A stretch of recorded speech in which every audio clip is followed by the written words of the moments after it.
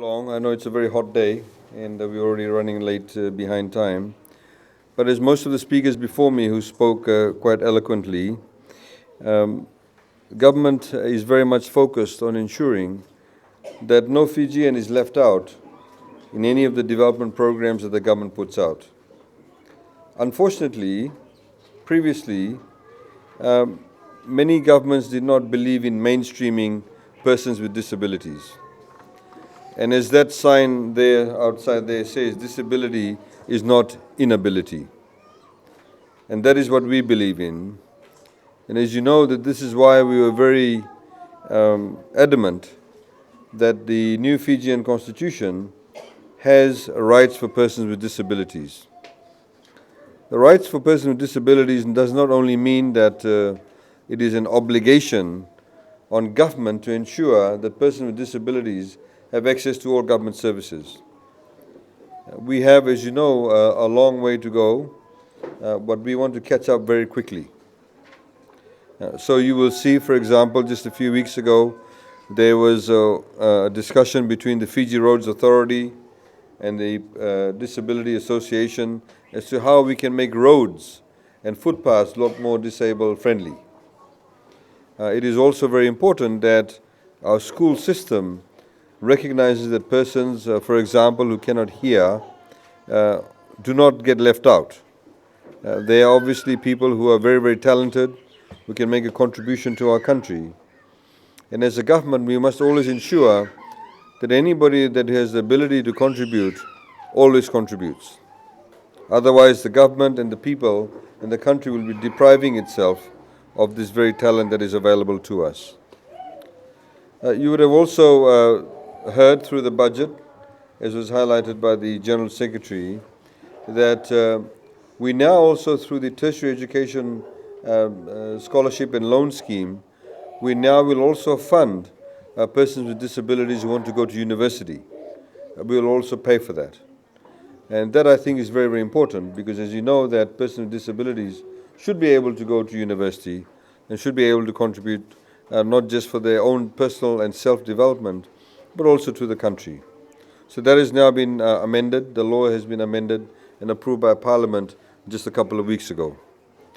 As was also highlighted, we've now have duty-free and VAT-free, for example, on all things like wheelchairs, prosthetics, also hearing aids, and also spare parts for all these material. All of this is VAT-free and duty-free, including audio meters that you require to test auditory impairment, etc.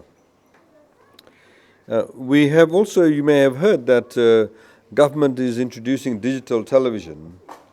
Once digital television is fully implemented, which should be in about 18 months' time, you will then have the ability to have people with sign language at the bottom of the screen or the top of the screen to be able to say, what is happening. So when people are, for example, reading the news, you'll be able to know through sign language what the news is all about.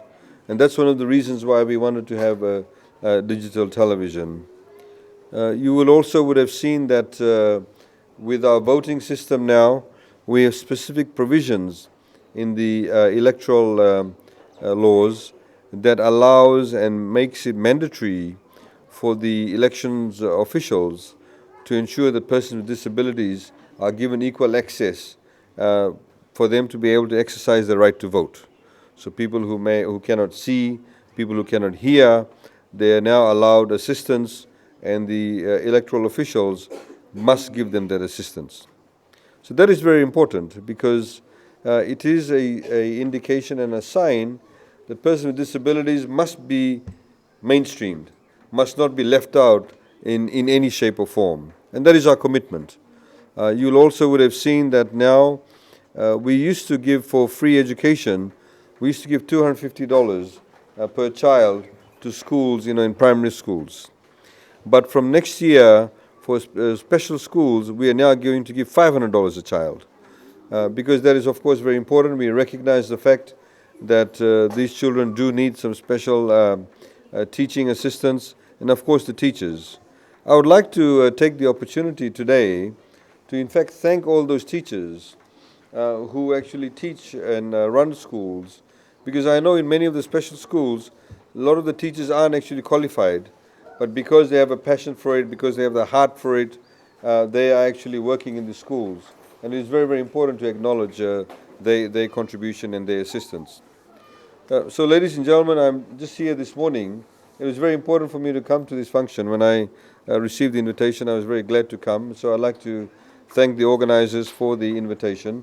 It gives me much pleasure to be here. I'd like to thank the association and also the people here who've taken the initiative to teach other people who may not know sign language, as highlighted by one of the parents and also the outreach work, the nurse who actually talked about it. It's very, very important for us to understand the sign language. And I'd like to thank the organizers for this. And we're hoping that more and more people get to learn the language, so we are able to then, again, mainstream the language in itself. It should not be something that should be kept in isolation in some corner. So thank you once again. I'd like to congratulate all those who have going to attain the certificate. And this is, of course, a huge acknowledgement on your part. And I wish you all a very good morning. Vinaka, thank you very much.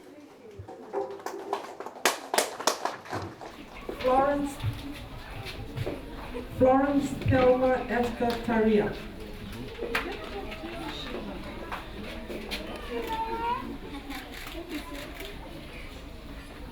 Medicine Namboro Tamborewa.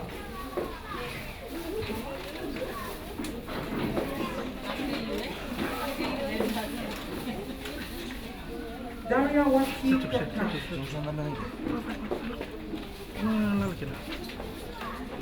Julia Faith Yahu.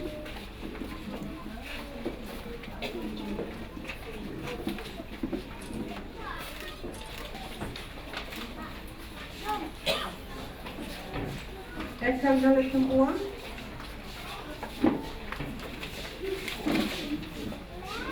Lina Lakshmi.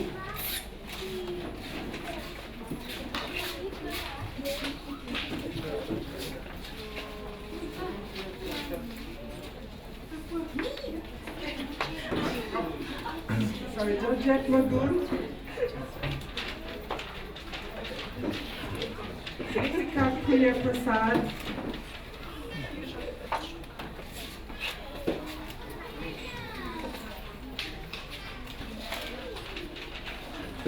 Papan Mala.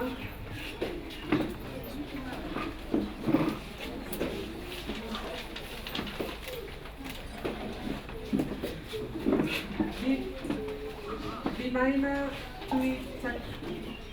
Tuitakali.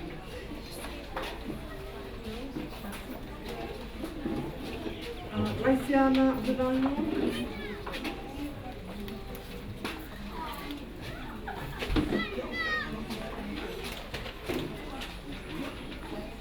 Lautoka. Sangeeta Das. Sayed Das is also a teacher from Raki Special School, all the way from Raki. Stan Bongi. What's the Stan? You know? Live and Dalini Rama.